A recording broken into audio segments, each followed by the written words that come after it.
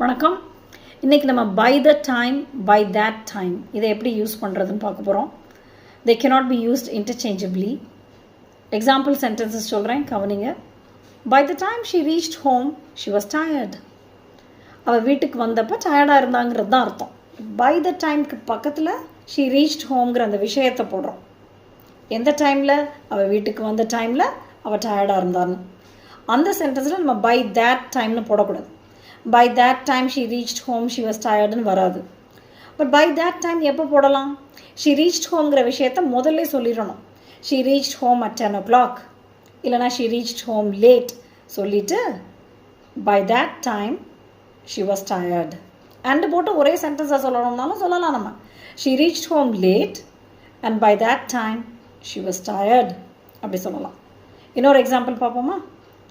நீ கடைக்கு போகிறதுக்குள்ளேயும் கடை பூட்டிகிட்டு போயிடுவாங்கன்னு சொல்லுவோம்ல. சம்டைம்ஸ் ரொம்ப லேட்டாக ஒரு யாராவது கிளம்புறாங்கன்னா அப்போ என்ன சொல்லலாம்? By the time you reach there the shop will be closed.